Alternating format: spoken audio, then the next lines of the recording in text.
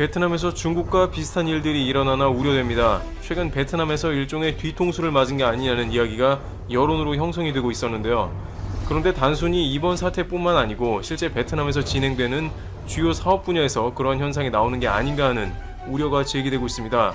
게다가 그것은 베트남의 중심에 한국 기업인 삼성전자와 관련한 사항이기도 한데요. 현재 베트남의 삼성 핸드폰 점유율은 갈수록 떨어지고 있으며 그 자리에 베트남의 자국 브랜드의 폰이 채우고 있다는 소식이 전해지고 있습니다. 베트남 내의 삼성 브랜드는 삼성 모바일 생산 공장이 있고 이미지가 좋았기 때문에 예전부터 삼성은 50% 이상의 점유율을 차지하고 있었으나 베트남 현지 브랜드로 유명한 빈그룹의 빈 스마트폰에 밀려 시장 점유율이 30%대로 하락한 것입니다.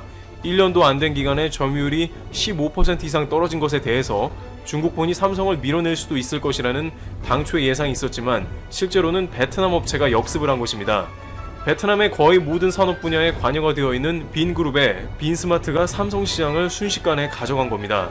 중국 폰들도 베트남 자국 브랜드의 러쉬로 인해서 화웨이의 경우 거의 전멸을 당했다고도 전해지고 있습니다. 베트남의 빈그룹은 스마트폰 분야에 뛰어들었으며 삼성의 점유율을 가져가기 위해서 무료폰을 배포했습니다. 이것에 많은 사람들은 열광을 했고 결국 저가폰 싸움이 가속화되는 시장에서 삼성폰은 물론이고 심지어 중국폰조차도 모두 나가 떨어져 버린 것입니다. 베트남 자국인이 각종 지원도 많이 받을 수 있었던 것입니다. 그런데 베트남의 이러한 행보에 대해서 다소 조심스러운 의견도 나오고 있습니다. 중국과 유사하지 않냐는 것인데 실제 삼성은 중국에서 점유율 1위를 기록하다가 중국의 애국심 마케팅을 비롯해서 자국폰을 지원해주는 정책 등으로 결국 중국 시장에서 부진을 면치 못했고 결국엔 중국의 스마트폰 공장까지도 철수하는 상황이 나왔습니다. 이와 같이 국가 보조금이 횡행하는 시장에서는 결국 삼성은 무자비하게 밀려날 수밖에 없는 환경인 것입니다. 그러나 삼성 모바일은 베트남의 수출 기지이며 베트남의 GDP를 25% 이상 담당하고 있긴 합니다만 베트남 핸드폰 시장에서 이런 모습이 나온다면 중국과 데자뷰가 되는 것은 어쩔 수 없는 모습인 것입니다. 굳이 자국 브랜드를 비정상적으로 키워서 삼성을 베트남 폰 시장에서 밀어낸다면 과연 그게 좋을까 싶은데요. 우선 최근에 베트남의 주요 매체에 따르면 현재 사태로 인해 베트남 기업들의 셧다운이 장기화되면서 베트남 기업의 30%는 3개월을 버티기가 힘들고 50%가량은 6개월을 버티기가 어렵다는 조사가 나왔습니다. 이미 베트남 경제는 현 사태로 인해서 몸살을 앓고 있습니다. 올해 들어 지난달까지 3만 5천 개에 가까운 기업이 파산했고 전체 기업의 75%가 인력 감축을 해야 한다고 전망되는 것입니다. 베트남 경제가 개발도상국으로 취약한 부분이 많기 때문에 이러한 전 세계적 셧다운 상태에서는 더 많은 문제점을 낳기도 하며 중국과의 관계도 깊은 나라이므로 더욱더 현재 사태에 큰 영향을 받을 수밖에 없는 것입니다. 그런데 이 와중에 삼성전자와 같은 그룹을 내수시장에서 무리하게 이겨보겠다는 정책을 내놓는다면 결국에는 베트남에 대한 투자도 재고해 볼 수 있는 것이 됩니다. 그리고 한국보다는 일본과 계속해서 협력을 추구하는 방향성도 한국 입장에서는 다소 황당한 부분이기도 하죠. 일각에서는 베트남은 완전한 민주주의인 한국보다는 일본의 민주주의 색깔이 더 잘 맞는다고도 말합니다. 왜냐하면 한국에서는 대통령 탄핵 등 사회주의 체제인 중국이나 베트남에서 보기에는 상상할 수 없는 일이 일어나는 국가이므로 깊은 관계로 가다 보면 국민들에게 뜻밖의 영향을 끼칠 수도 있다는 의견도 제기되는 것입니다. 그러다 보니 한국보다는 좀 더 상하 관계가 분명한 일본식 민주주의, 일본 경제체제가 맞을 수 있다는 것이죠. 이와 같이 최근 수년간 베트남과 다양한 협력 관계를 이뤄온 한국은 베트남의 또 다른 면면을 보게 되면서 특히나 국민의 여론이 경제적 투자는 다소 신중해야 하지 않겠냐는 의견이 다방면으로 제기되는 상황입니다. 앞으로 이 사태 이후에 베트남이 한국에 대해서 어떠한 태도를 보일지 지속적인 관찰이 필요해 보입니다. 트래블튜브 여기서 마치겠습니다.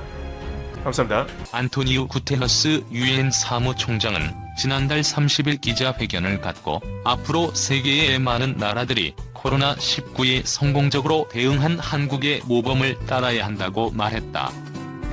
특히 코로나19 대응뿐 아니라 그로 인한 경제적 타격의 회복을 위해 기후변화 대응 등 야심적인 친환경 정책을 세운 것에 찬사를 보냈다. AP통신 등에 따르면 구테러스 사무총장은 한국을 거명하면서 놀라울 만한 모범이며 지극히 성공적인 사례라고 극찬한 것으로 전해졌다. 그는 이제 대한민국에서는 더 이상 코로나19 신규 확진 환자가 나오지 않는다. 특히 코로나19로부터 회복하기 위해서 기후변화에 대응하는 야심찬 녹색 플랜을 제시하고 있어 세계의 많은 다른 나라들이 대한민국의 모범에 따를 것을 우리는 희망한다고 밝혔다. AP통신은 30일 오전에 한국질병통제본부 발표를 인용해 24시간 동안 신규 확진자가 4명이며 전원이 외국에서 유입된 사람들이었다. 이날까지 한국의 총 확진자가 1만 765명, 사망자가 247명, 회복자가 9,059명이라고 보도했다.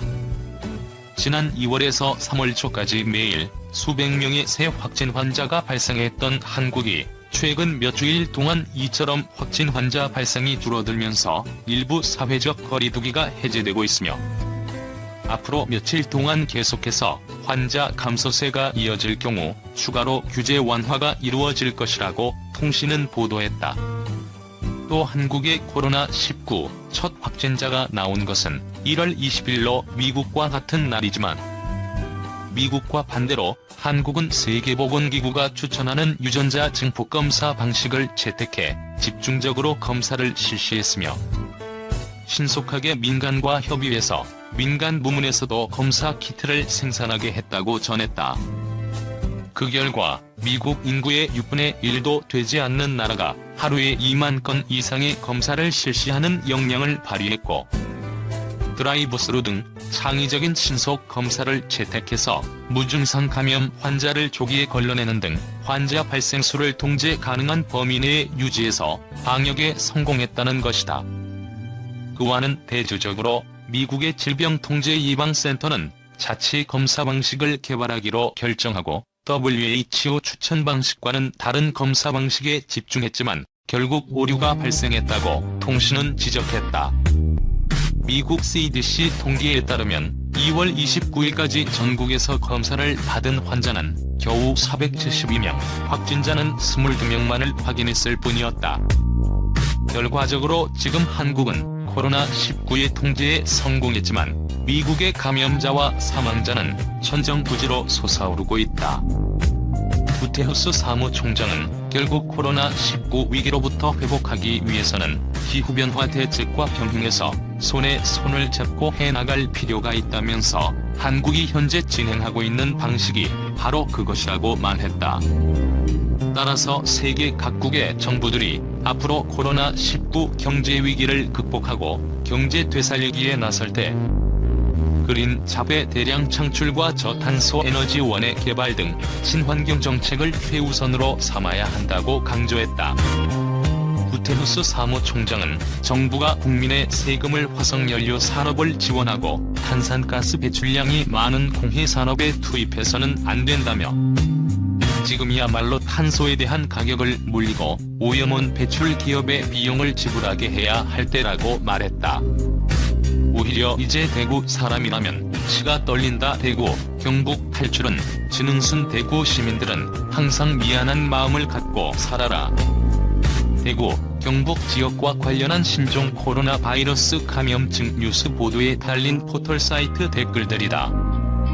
하나같이 코로나19의 발원지를 대구, 경북으로 지목하고 감염병 대규모 확산의 책임을 대구, 경북 시민들에게 돌리는 내용이다. 지난 2월 18일 대구 지역 첫 코로나19 확진자이자 국내 31번째 환자가 발생한 직후부터 포털사이트와 인터넷 커뮤니티에는 대구, 경북 시민들을 힐난하고 혐오감을 드러내는 게시물들이 끊이지 않는다. 최근 이틀간 대구에서 추가 확진자가 발생하지 않는 등 확산세가 크게 누그러든 상황에서도 이 같은 지역 혐오는 멈출 기미가 없다. 1일 0시 기준 국내 코로나19 확진자 수 1만 774명 중 대구, 경북이 차지하는 비율이 질병관리본부 기준 76.3%에 이른다. 특히 대구 지역에서 있었던 신천지 교인들의 대규모 예배가 국내 코로나19 확산에 결정적 영향을 끼쳤다는 의혹 제기가 나오면서 대구, 경북 지역민에 대한 여론은 더욱 싸늘해졌다. 최근 들어 대구, 경북의 상황은 급반전했다. 1일과 지난달 30일 이틀 연속으로 확진자가 한 명도 나오지 않았다. 그전까지도 계속해서 한 자릿수 증가세를 보여왔다. 1일 0시 기준 대구 지역 코로나19 누적 확진자 수는 6,852명. 이 중 6,249명이 완치 판정을 받아 91.2%가 집으로 돌아갔다. 순 확진자가 603명인 셈이다. 이런 코로나19 확산 둔화 분위기에도 대구, 경북을 향한 비난은 변함이 없다. 지난달 24일 대구 출신의 10대가 부산의 한 클럽을 다녀온 뒤 코로나19 확진 판정을 받은 뒤 비판 여론이 거세게 일었던 일이 대표적이다. 네티즌들은 대구 사람이 또 감염증을 퍼뜨리는 행동을 했다는 취지의 비판을 쏟아냈다. 일각에선 코로나19 사태가 종식되지 않은 상황에서 클럽에 가는 경솔한 판단을 했지만 대구에 대한 혐오가 더욱 큰 비난을 불렀다는 지적이 나온다. 대구 시민들은 온라인을 중심으로 한 지역 혐오가 실생활로 이어질지 우려하고 있다. 대기업 취업을 희망하고 있는 취업준비생 김준호 씨는 수도권 지역 기업에 지원했을 때 대구 출신이라는 이유로 차별을 받을까봐 걱정되는 것이 사실이라고 말했다. 최근 연쇄 감염이 이어지고 있는 경북 예천군 출신인 광모 씨는 예천은 본래 선비의 고장이라는 이미지가 있었는데 최근 코로나19 확산이 계속해서 이어지고 있어 다른 사람에게 예천 출신이라는 말을 하기가 어렵다며 온라인에서 예천에 대한 비판 여론을 보면 더욱 위축된다고 전했다. 허창덕 영남대 사회학과 교수는 인터넷에 심심찮게 등장하는 대구, 경북에 대한 혐오 여론은 악의적으로 지역 간 갈등을 부추기기 위한 소수의 목소리로 보는 게 맞다. 이성적 사고를 하는 국민이라면 이번 사태로 대구, 경북 지역민들이 무척 고생했다고 생각할 것이라며 인터넷이라는 공적 공간에서 이성적이고 책임 있는 의견을 무시한 채 비난과 혐오만이 반복된다면 결국 지금 갖고 있는 온라인 자유마저도 잃게 될 것이라고 지적했다.